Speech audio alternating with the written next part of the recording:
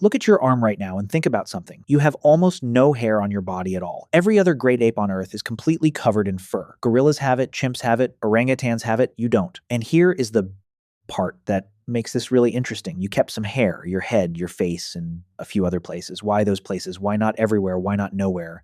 And why do men grow beards when women mostly don't?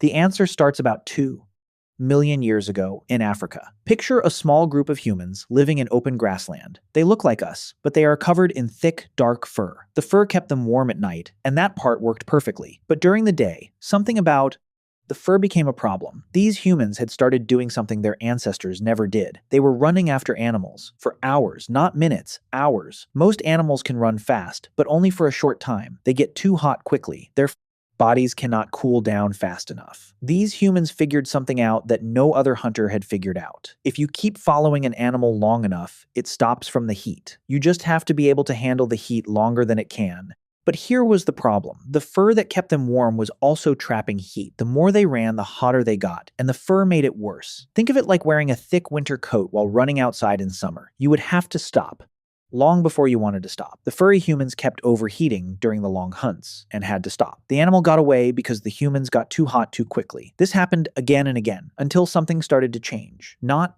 because anyone decided it should change. It just did. The humans who had a tiny bit less fur stayed cooler just a little longer. And if this is making you see your own body differently, subscribing means more of this. The less furry hunters caught more food and ate better because of it. They were healthier, they were stronger, and they had more children, and some of those children were born with even less fur than their parents. Each generation a little less furry than the one before it. It took thousands of generations for the fur to mostly disappear. Nobody felt it happening. Nobody watched it happen. It just happened. But something else happened at the same time that made this possible. The body started developing millions of tiny sweat glands. Think of sweat glands like tiny air conditioners built into your skin. When you get hot, they release water, and the water cools you down as it dries. But sweat only works when the skin is bare. Fur blocks it completely. The fur leaving and the sweat glands arriving were part of the same story. Without fur, the new sweat glands could do their job properly. They could run further than any furry animal, chasing the same prey. They could hunt at midday when every other predator had to rest. The hottest part of the day became their best hunting time. They could outrun prey they could never have outrun before, not because they were faster, but because they stayed cooler longer. Losing the fur was not a mistake. It was the most useful thing that ever happened. Humans lost their fur to become the best long-distance hunters on Earth. But here is something you probably already noticed. If losing fur was so good, why did the head keep its hair? Think about what the head does all day when you walk upright. It faces the sun directly for hours, while the rest of you stays in partial shade. Inside your head is your brain, and your brain cannot get too hot. Even a small temperature rise in your brain causes serious problems. The hair on your head acts like a little roof for your brain. It blocks the direct sun and keeps the brain at a safe temperature.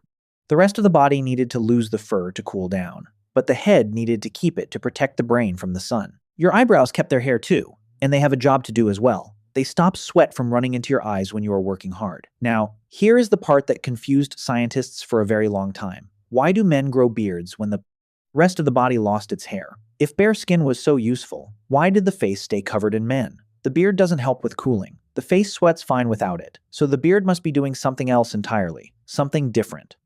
Think about what a beard does to a man's face when you look at it. It makes the jaw look bigger and the face look stronger. A bigger jaw in the ancient world meant something very specific. It meant this person is strong and serious. Do not start a fight with them. The beard might have helped men avoid fights before they started, because a fight you don't have is always better than one you do. There is another reason scientists think the beard stayed too. It signals that a man is grown up and ready for adult life. A beard says, I am not a child anymore. I am fully developed. So here's the whole story told in the simplest possible way. Your ancestors needed to run far and stay cool to catch food. Fur made.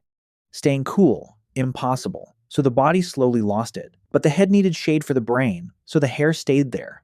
And the eyebrows stayed to stop sweat going into the eyes. And men kept beards, because beards helped them look strong and grown up, not to keep warm, not to look nice, for specific jobs that mattered. So when you look at your bare arm today, you are seeing something amazing. Every pore on that arm is a tiny cooling machine your ancestors built. Your bare skin made you the best endurance hunter on the planet. No other animal can do what your body can do in sustained heat. And the hair that stayed is there because it had a specific job to do. Your body is not a mistake. It is a very specific solution to a very specific problem. The body you were born in was designed by everything your ancestors survived.